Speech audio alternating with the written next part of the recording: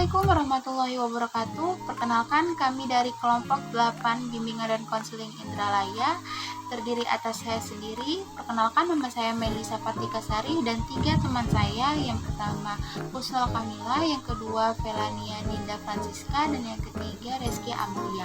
Di sini pada video kali ini kami akan menjelaskan tentang penyesuaian pekerjaan pada pola keluarga, penyesuaian diri dengan hidup sendiri, dan hilangnya pasangan dan ambang masa pensiun sebagai pemenuhan tugas mata kuliah psikologi orang dewasa. Selamat menyaksikan. Di sini saya akan menjelaskan materi mengenai penyesuaian pekerjaan pada masa dewasa madya.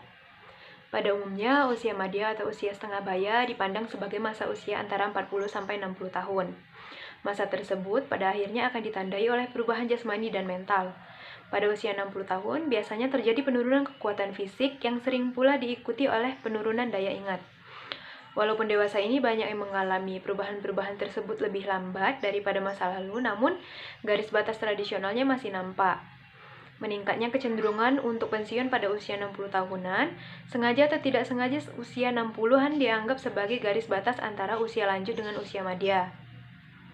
Seperti halnya periode lain dalam rentang kehidupan yang berbeda menurut tahap di mana perubahan fisik yang membedakan usia madya dini pada satu batas dan usia lanjut di batas lainnya. Materi yang ada pada pembahasan penyesuaian pekerjaan masa dewasa madya ini ada kepuasan kerja, perubahan karir pada paruh kehidupan, penyesuaian pekerjaan pria dan wanita pada fase dewasa madya, dan penilaian terhadap penyesuaian pekerjaan. Yang pertama adalah kepuasan kerja. Faktor penentu dari kepuasan kerja ada gaji atau upah, kondisi kerja, dan hubungan kerja. Yang kedua adalah perubahan karir pada paruh kehidupan. Perubahan kondisi bekerja yang mempengaruhi pekerja berusia madya yaitu yang pertama, sikap sosial yang tidak menyenangkan. Yang kedua, strategi perekrutan karyawan.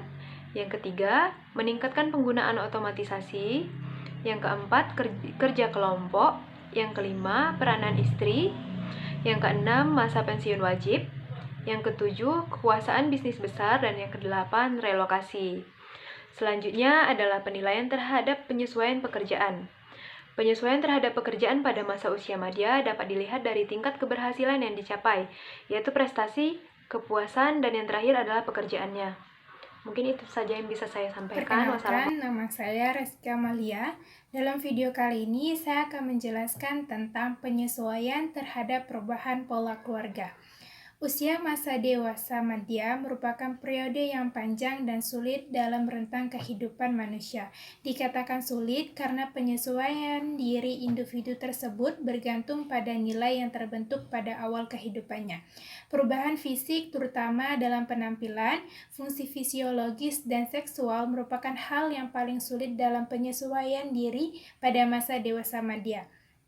Penyesuaian terhadap perubahan pola keluarga juga sama sulitnya. Pria dan wanita dewasa madya berperan sebagai penasehat anak-anak atau orang tua yang hampir dewasa atau yang telah dewasa setelah bertahun-tahun merawat dan mengawasinya. Kesulitan semakin intensif bila orang tua harus memberi bantuan untuk pendidikan lanjutan anak dan masa perkawinan awal anak. Hal-hal ini menambah stres bagi pengalaman sebagai orang tua dalam penyesuaian diri mereka secara personal dan sosial. Begitu banyak peran yang harus dilakukan sebagai pribadi masa dewasa madya dan peran sebagai orang tua. Baiklah, materi selanjutnya adalah penyesuaian perubahan peran dengan pasangan. Dalam perkawinan, hubungan interpersonal memainkan peran yang sangat penting. Semakin banyak pengalaman dalam hubungan interpersonal suami istri pada masa lalu, maka mereka akan semakin mampu mengembangkan wawasan sosial, mau bekerja sama dengan orang lain, dan mampu menyesuaikan diri dengan baik dalam perkawinannya. Penyesuaian dengan pasangan dapat diukur dari komitmen pada kelanjutan hubungan, frekuensi bertukar pendapat, memahami dan berbagi minat, memberi dan menerima cinta, serta bekerja sama dalam mengerjakan pekerjaan rumah tangga. Terdapat beberapa unsur yang mendukung dalam penyesuaian terhadap pasangan, yaitu konsep pasangan yang ideal, pemenuhan kebutuhan, kesamaan latar belakang, minat dan kepentingan bersama, keserupaan nilai, konsep peran, dan perubahan dalam pola hidup. Baiklah, di sini nama saya Husnul Kamila.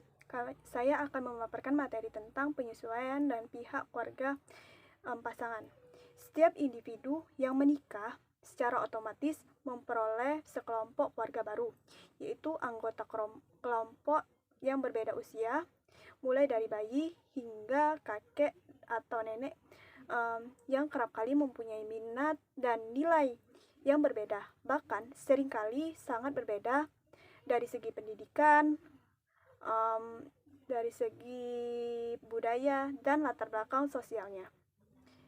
Suami istri tersebut harus mempelajari dan menyesuaikan diri dengannya bila tidak menginginkan hubungan yang tegang dengan sanak saudaranya. Baiklah, selanjutnya saya akan menjelaskan tentang penyesuaian diri pada usia lanjut atau usia kakek nenek. Jadi pada penyesuaian diri usia lanjut ini merupakan kemampuan yang berusia lanjut untuk menghadapi tekanan atau konflik akibat perubahan fisik maupun sosial atau psikologis, serta kemampuan untuk mencapai keselarasan tentang lingkungan. Jadi ada beberapa penyesuaian dalam diri pada usia lanjut. Yang pertama itu menyesuaikan diri dengan menurunnya kekuatan fisik. Jadi pada usia lanjut tidak lagi memiliki kekuatan fisik yang lebih karena kekuatan fisiknya itu sudah mulai menurun seiring berjalannya waktu dikarenakan faktor usia. Yang kedua, menyesuaikan diri dengan masa pensiun atau sudah dilakukannya pensiun kepada orang-orang yang sudah berusia lanjut karena berfaktor juga dengan usia. Ini biasanya diberikan uang tunjangan pensiun sehingga gajinya itu tuh penghasilannya itu tidak full lagi seperti pekerja pada umumnya. Yang ketiga itu menyesuaikan diri dengan orang yang seusia. Jadi pada penyesuaian diri usia lanjut ini biasanya orang-orang usia lanjut itu sudah mulai bisa menyesuaikan diri mereka terhadap lingkungan dan orang-orang yang seusia mereka. Yang keempat, menyesuaikan diri dengan peran sosial yang lebih luas. Jadi mereka pada umumnya akan menyesuaikan diri dengan perannya sebagai kakek atau nenek di lingkungan yang lebih luas, baik itu dari lingkungan sosial, keluarga, maupun lingkungan masyarakat. Baiklah, terima kasih kepada teman-teman sekalian yang sudah mengklik dan menonton video ini dari awal sampai habis. Apabila terjadi kekurangan kata, kesalahan kata, kami mohon maaf. Kepada Allah kami mohon ampun. Akhirul kalam, wabillahi taufiq wal hidayah. Wassalamualaikum warahmatullahi wabarakatuh.